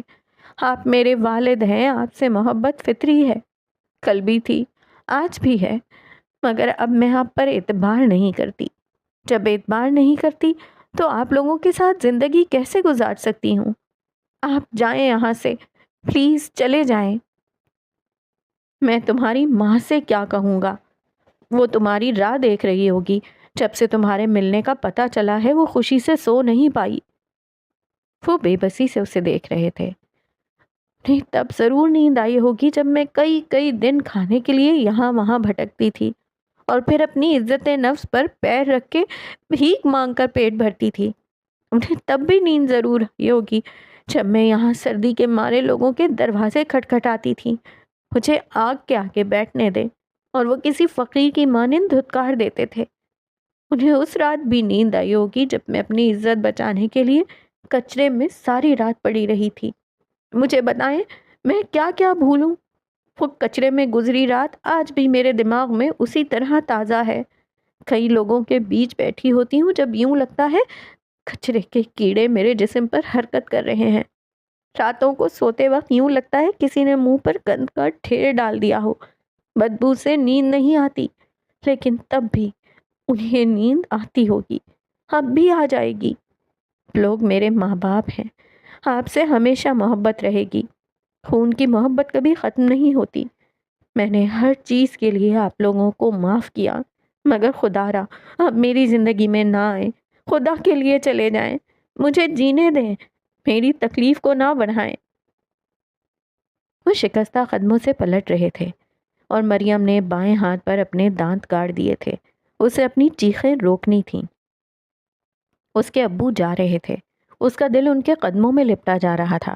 وہ ضبط کی آخری انتہاؤں پر تھی۔ اسے واپس نہیں جانا تھا، کسی صورت نہیں جانا تھا۔ ان کے جانے کے بعد وہ وہاں سے نکل آئی تھی۔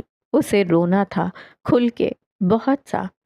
شدت ضبط سے جسم میں کانٹے سے چبھنے لگے تھے۔ وہ سامنے نظر آتے اپنے اسٹوڈنٹس کو اطلاع کرتی وہاں سے نکل آئی تھی۔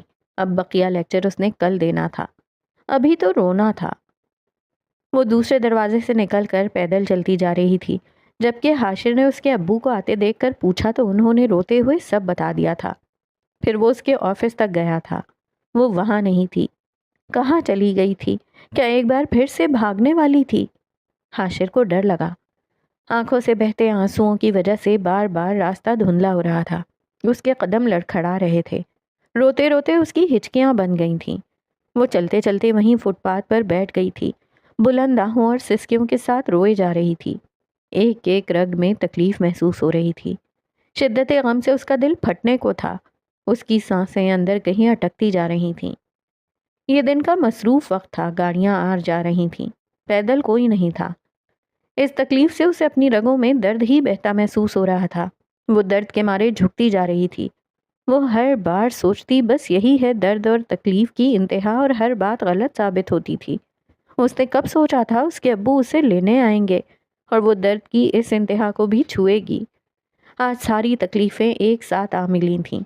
جھوٹے الزام کا دکھ، گھر والوں کے بدل جانے کا غم، حاشر کے چھوڑنے کی تکلیف، پردیس میں گزری ذلت کے بہت سے دن، جس نے پوری زندگی کے ہر سکھ کی قیمت وصول کی تھی۔ وہ کس غم کو بھولتی، کس درد کا مداوع کرتی، کس درد کو دل سے نکالنے کے جتن کرتی۔ اس کا دل چھوٹا سا تھا۔ اس کی گزری زندگی کے وہ سب غم ایک ساتھ اس کے دل میں نہیں سما رہے تھے۔ وہ روتے روتے دونوں ہاتھوں سے اپنے بال مٹھیوں میں جکڑ چکی تھی۔ یوں لگتا تھا پورا جسم ہی فنا کے دہانے پر آن کھڑا تھا۔ روتے ہوئے اس کا جسم ہل رہا تھا۔ جانے کتنی دیر وہ روتی رہی۔ پیچھے سے ایک عورت نے اس کے کندھے پر ہمدردی سے ہاتھ رکھا۔ مریم نے سر اٹھا کر اسے دیکھا۔ وہ ہمدردی سے اس کی طبیعت کا پوچھ رہی تھی۔ مریم نے نفی میں سر ہلا دیا تھا۔ وہ ٹھیک نہیں تھی۔ اسے اپنا جسم بے جان لگ رہا تھا۔ جسم کی طاقت بس چند گھنٹوں میں نچڑ چکی تھی۔ اتنی دیر میں روتے روتے اس کی آنکھوں میں درد ہونے لگا تھا۔ وہ اس عورت کے سہارے بمشکل کھڑی ہوئی اور ٹیکسی کر کے اپنے اپارٹمنٹ چلی آئی۔ حاشر اس کے گھر کا ایڈریس انتظامیہ سے پوچھ رہا تھا۔ پہلے تو وہ دینے سے انکاری رہے۔ یقیناً اس نے ہی انہیں منع کر رکھا تھا، اس لیے کسی کے پاس اس کے گھر کا ایڈریس نہیں تھا۔ پھر بہت مشکلوں سے وہ اس کا ایڈریس لے سکا تھا۔ اس کے گھر جانے سے پہلے اس کے ابو کو وہ ہوٹل چھوڑ آیا تھا۔ ان کی طبیعت خراب ہو رہی تھی۔ انہیں ڈاکٹر کو دکھایا تھا، انہیں آرام کرتا چھوڑ کر خود یہاں آ گیا تھا۔ جب اس کے گھر پہنچا تو شام ہو رہی تھی۔ اس کے اپارٹمنٹ کے دروازے پر کھڑا وہ چند لمحے بند دروازے کو دیکھتا رہا، پھر خود کو کمپوز کر کے بیل بجائی۔ کافی دیر وہ بیل بجاتا رہا۔ وہ دروازہ ہی نہیں کھول رہی تھی۔ وہ پریشان ہوا، پھر کہیں چلی تو نہیں گئی۔ بالآخر قدموں کی آواز سنائی دی تھی اور ایک جھٹکے سے دروازہ کھلا تھا۔ حاشر کے دل کو قرار آ گیا تھا۔ کب کی سنی غزل کے مصرے یاد آ گئے تھے۔ ایک مدت ہوئی تم کو دیکھا نہیں، ایک زمانہ ہوا مسکرائے ہوئے۔ ڈھیلی سی ٹراؤزر کے ساتھ ڈھیلی سی شرٹ، بندے بالوں سے نکلی کچھ بکھری لٹیں اور سوجی ہوئی آنکھیں۔ یقیناً وہ صبح سے اب تک روتی رہی تھی۔ وہ اسے دیکھ کر پہلے تو دنگ ہوئی تھی، پھر ایک دم سے اندر چلی گئی تھی۔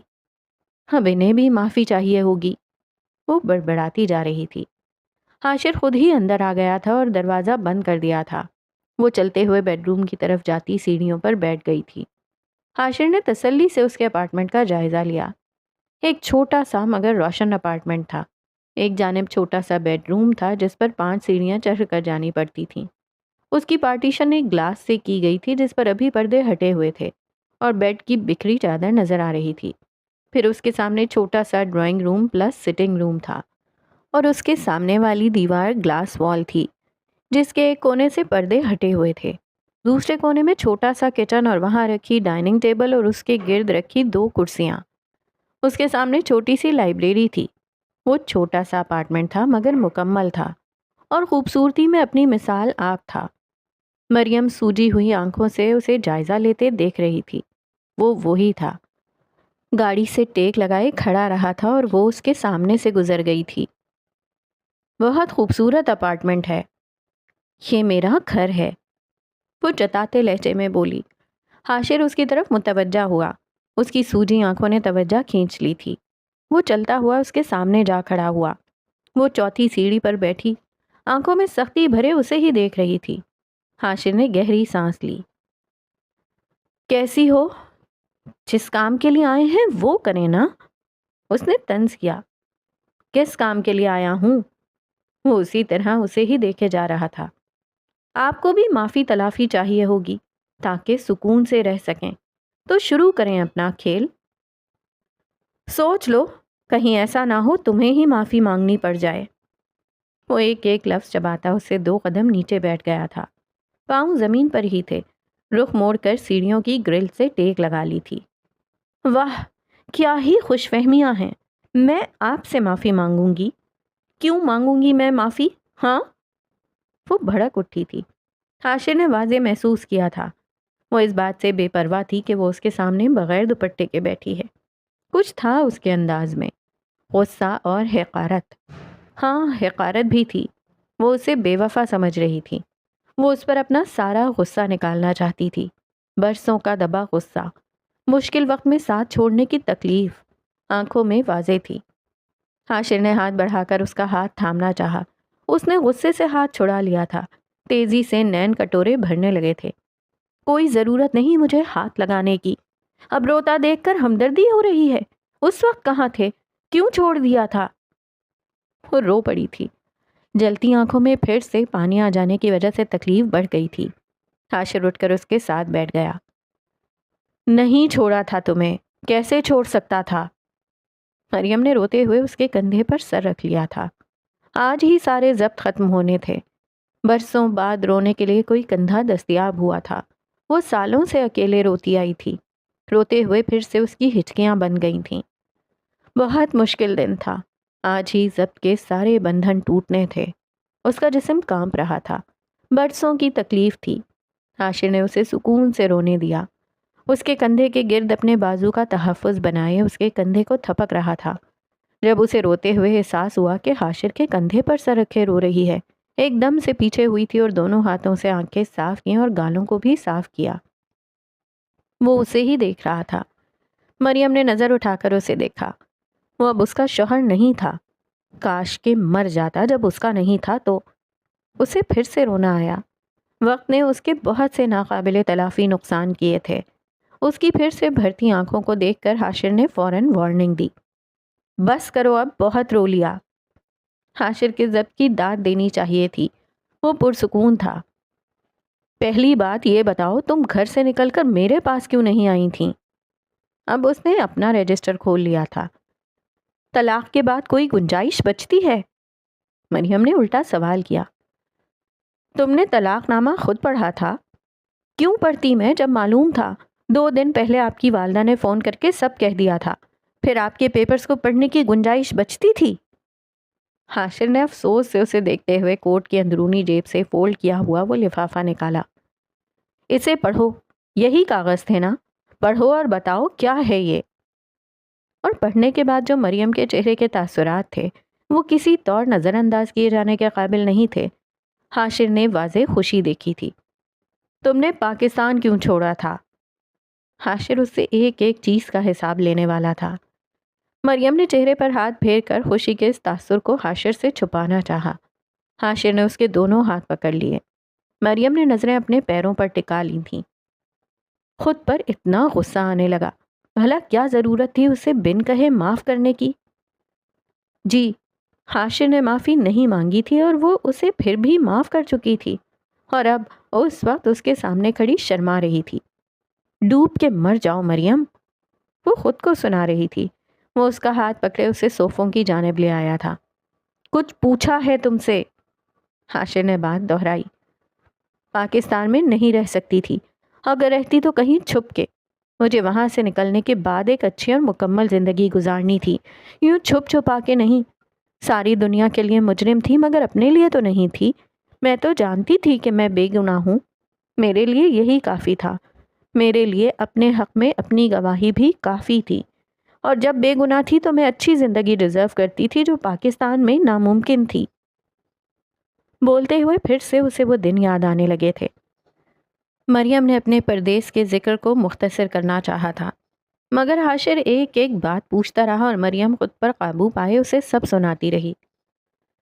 پھر بنا مریم کے پوچھے وہ اسے اپنا سفر بتانے لگا۔ ردا کے ذکر پر اس کے چہرے کے عضلات تن گئے تھے۔ تم جانتی تھیں وہی اصل مجرم تھی؟ حاشر غور سے اس کے چہرے کو پڑھ رہا تھا۔ ہاں تو بتایا کیوں نہیں تھا؟ اسے دھچکا لگا تھا۔ شروع میں اندازہ نہیں تھا، مگر جب بھی سوچتی ہر بار اسی کی طرف شک جاتا تھا۔ پھر میں سوچتی کہ میں کہیں بدگمان تو نہیں ہو رہی، وہ تو میری سب سے اچھی دوست تھی۔ میں اپنے آپ کو جھٹلا دیتی تھی۔ میں کبھی مڑ کے نہیں دیکھنا چاہتی تھی کہ میری پیٹھ میں چھرا کس نے گھونپا تھا۔ میرے لیے ایک ہی تکلیف بہت تھی، میں یہ نہیں چاہتی تھی جب مڑ کر دیکھوں تو کوئی پیارا نظر آئے۔ وہ آہستگی سے بول رہی تھی۔ حاشر نے افسوس سے سر ہلایا۔ وہ واقعی بہت معصوم تھی۔ ردا کے پکڑے جانے کے بعد اس نے وہاں مجھے بلایا تھا کہ میں اس کی طرف سے تم سے معافی مانگوں۔ وہ تلخی سے ہنسی۔ پتہ نہیں انسان کیوں اتنے خود غرض ہوتے ہیں، گھر کے گھر دبا کر دیتے ہیں اور سوچتے ہیں پھر معافی سے سب ٹھیک ہو جائے گا۔ حاشر نے اس کے چہرے پر آئی ایک لٹ کو پرے کیا، دوسرے ہاتھ میں اس کا ہاتھ تھام رکھا تھا، ویسے ہی جیسے ہمیشہ پکڑتا تھا۔ اس نے جب اماں کی قسم اور اپنے جواب کا بتایا تو مریم کا قہقہا بلند ہوا تھا۔ روئی روئی آنکھوں سے وہ ہنستے ہنستے بے حال ہونے لگی تھی، اور اس کا ڈمپل کئی سالوں بعد اسے دیکھنے والا آیا تھا۔ او مائی گاڈ، حاشر واقعی آپ نے ایسا کہا؟ کئی سالوں بعد وہ دل سے ہنس رہی تھی، آنکھوں کی رونق لوٹ آئی تھی۔ میں کبھی نہیں سوچ سکتی تھی کہ ان قسموں کا بھی توڑ ہوا کرتا ہے، بول کر وہ پھر سے ہنسنے لگی تھی۔ کافی دیر باتوں کے بعد حاشر کو بھوک لگنے لگی۔ تمہاری وجہ سے اتنے دنوں سے سکون سے کھانا نہیں کھایا، کچھ بناؤ جلدی سے۔ کیا بناؤں جلدی سے؟ مرغ مسلم اور بریانی بنانے کو نہیں کہا، اتنا پریشان ہو رہی ہو، کچھ بھی بنا لو۔ پھر وہ مٹر پلاؤ بنانے کا سوچ کر اٹھی۔ وہ چاول نکال رہی تھی جب حاشر نے اس کے بالوں سے بال پین نکال لیا۔ سارے بال کھل گئے تھے اور اس کی پیٹھ کو ڈھانپ لیا تھا۔ مریم نے جھنجھلا کے اسے مڑ کے دیکھا۔ وہ اس کے بالوں کو تکے جا رہا تھا۔ تمہارے بال گھنگریالے ہیں؟ اس کی صدمے بھری آواز آئی تھی۔ مریم کا دل خوش ہوا، اس کے بال اسے پسند آئے تھے۔ آپ کو اچھے لگتے ہیں گھنگریالے بال؟ اس کی آواز میں کھنک تھی۔ طاہر شاہ کسے پسند آتا ہے؟ حاشر نے سنجیدگی سے پوچھا۔ جی؟ مریم نے ناسمجھی سے اسے دیکھا۔ آئے ٹو آئے۔ وہ ہلکے سے گنگناتا ہوا ڈائننگ ٹیبل کے گرد رکھی ایک کرسی کھینچ کر بیٹھ گیا۔ مریم کو جب بات سمجھ آئی تو اس نے صدمے سے اسے دیکھا۔ وہ اس کی بے عزتی کر کے گیا تھا ابھی۔ جلدی کرو، مجھے بھوک لگی ہے۔ وہ اس کے صدمے کو خوب سمجھ رہا تھا۔ مریم نے غصے سے مڑ کر پھر سے بالوں کو باندھ لیا تھا اور اب جلدی جلدی ہاتھ چلا رہی تھی۔ پیچھے وہ بھی اسی تیزی سے اسے آئے ٹو آئے سنائی جا رہا تھا۔ میرے بالوں کی فکر چھوڑیں، اپنی فکر کریں، بوڑھے ہو رہے ہیں۔ وہ مڑے بغیر چمچ چلاتے جل کر بولی۔ سالوں بعد وہ ملا تھا اور اس سے بہت محبت کرتا تھا۔ میری اماں کو بھی یہی ٹینشن تھی، بڑھتی عمر کے ساتھ پھر شادی مشکل ہو جائے گی۔ وہ اپنی سنا رہا تھا۔ ارے بڑھتی عمر کا خوف۔ وہ مڑ کر کسی کمرشل بریک کی طرح شروع ہوئی۔ پونڈز کریم لگائیں، بڑھتی عمر جیسے تھم سی جائے۔ اپنی طرف سے اس نے اسے لاجواب کیا تھا۔ اچھا، پونڈز والوں کے پاس بالوں کو سیدھا کرنے کی کوئی پروڈکٹ ہے؟ تاکہ ایک ہی صف میں کھڑے ہو جائیں حاشر اور مریم۔ نہ کسی کی بڑھتی عمر رہے نہ گھنگریالے بال۔ مریم نے سلاد کے لیے اٹھایا کھیرا غصے سے پلٹ کر اس کی طرف پھینکا۔ یہ شخص سالوں بعد اسے مل رہا تھا۔ حاشر نے کھیرا کیچ کر لیا تھا۔ دھو کر تو پھینکتی، ذرا جو شوہر کی خدمت کا شوق ہو۔ کھیرے کا معائنہ کرتے وہ اسے دھونے کے لیے اٹھنے لگا۔ مریم نے اپنے رشتے کی پہلی شرط یہی رکھی تھی کہ اسے پاکستان لوٹ کر نہیں جانا تھا۔ وہ پھر سے ایسے لوگوں کے بیچ نہیں رہ سکتی تھی جو اس کے برے وقت میں اسے کسی گلے سڑے حصے کی طرح دور پھینک دیتے تھے۔ حاشر چاہے تو رشتہ قائم رکھے ورنہ توڑ دے۔ رشتہ توڑنا تو ناممکن تھا، مگر اس کی پاکستان میں بھی بہت سی مصروفیات تھیں جن کا حل یہ تھا کہ وہ کچھ دن پاکستان میں رہتا تھا اور کچھ دن اس کے پاس آ جاتا تھا۔ اور اب وہ ماسکو نہیں، ایمسٹرڈیم میں رہتے تھے، کیونکہ ان کا ایک آفس یہاں بھی تھا۔ انہوں نے نیا گھر لیا تھا جو اس سے بڑا تھا۔ حاشر کا ارادہ تھا اب وہ پاکستان کی مصروفیات کو کم کر کے مکمل طور پر بس یہیں کا بزنس سنبھال لے۔ زندگی نے بہت کچھ لیا تھا تو بہت کچھ دیا بھی تھا۔ ان کی 2 سال کی بیٹی تھی۔ مریم اس کے گھنگریالے بال دیکھ کر اتنی خوش ہوئی تھی کہ حد نہیں، مگر حاشر نے پھر بھی اسے طاہر شاہ کہنا نہیں چھوڑا تھا۔ سب محبتیں ایک طرف، یہ طاہر شاہ کی چڑ ایک طرف۔ آج وہ 15 دن بعد گھر آ رہا تھا۔ مریم نے ڈنر کی تیاری کر لی تھی۔ ہر بار اس کے گھر آنے پر کسی دعوت کا سا اہتمام کرتی تھی۔ اب بھی بنی سمری اس کا انتظار کر رہی تھی، اور جب وہ گھر آ کر بیٹی سے ملا تو اس کی مسکراہٹ گم ہوئی۔ مریم نے اس کے بالوں کی افریقی مینڈیاں بنائی ہوئی تھیں۔ یہ کیا ہے؟ اس نے سنجیدگی سے پوچھا۔ بالوں پر کچھ ہو تو اسے ہیئر اسٹائل کہتے ہیں، اب کہو طاہر شاہ۔ اس نے ہنسی دبائی۔ وہ سنجیدگی سے بیٹی کے بال کھولنے لگا۔ نہیں، میں نہیں کھولنے دوں گی، کتنی تو پیاری لگ رہی ہے۔ اس نے بیٹی کو اٹھا لیا۔ وہ اسے تنگ کر رہی تھی۔ مریم، آج کے بعد میری بیٹی کا ایسا ہیئر اسٹائل نہ بنانا، بہت مہربانی۔ اس نے غصے سے کہا۔ مریم پر ذرا اثر نہ ہوا۔ پہلے وعدہ کریں، پھر کبھی طاہر شاہ کا نام نہیں لیں گے۔ ٹھیک ہے، وعدہ۔ اب وہ بیٹی کے بال کھول رہا تھا۔ اپنی ظالم ماں کو دیکھو، کیسے افریقیوں کی طرح کھوپڑی سے بال چپکا دیے تمہارے۔ وہ بیٹی سے بول رہا تھا۔ اتنے پیارے بال ہیں میری بیٹی کے، خواہ مخواہ حلیہ بگاڑ دیا۔ اچھا، اور بیٹی نے وراثت میں یہ بال ماں سے لیے ہیں، اور بیٹی کی ماں کے سانپ والے انکل سے۔ طاہر شاہ۔ اب حاشر مسکرا رہا تھا۔ وہ پیر پٹکتی کچن میں چلی گئی تھی۔ تم نے کہا تھا طاہر شاہ کا نام نہ لینا، میں نے نہیں لیا، اب کیوں ناراض ہو گئیں؟ اس نے پیچھے سے صدا لگا کر پوچھا تھا۔ وہ پٹخ پٹخ کر برتن ڈائننگ ٹیبل پر رکھ رہی تھی۔ حاشر بیٹی کے سارے بال کھول کر اب ناراض بیوی کو منانے جا رہا تھا۔ ان دونوں نے اپنی زندگی کے بہت مشکل دن دیکھے تھے۔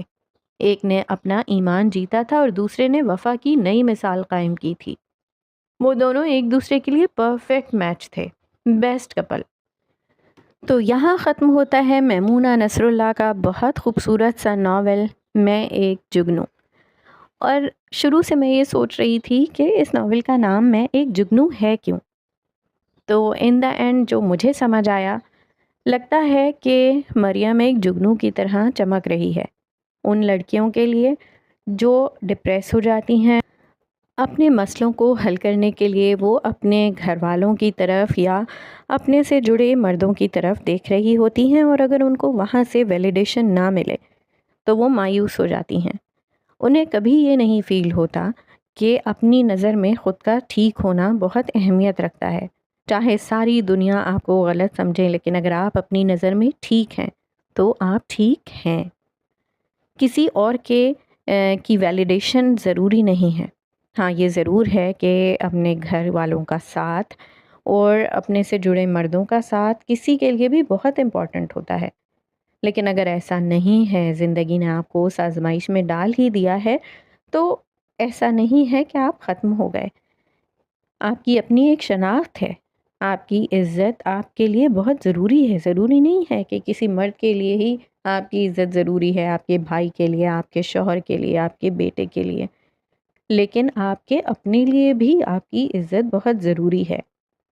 تو زندگی میں آگے بڑھنا ہے، اپنے لیے جینا ہے، یہ اس میسج کے ساتھ جو کہ میمونہ نصر اللہ نے بہت اچھے طریقے سے اس ناول کے تھرو ہمیں دیا۔ اب میں چاہوں گی آپ سے اجازت۔ اللہ حافظ۔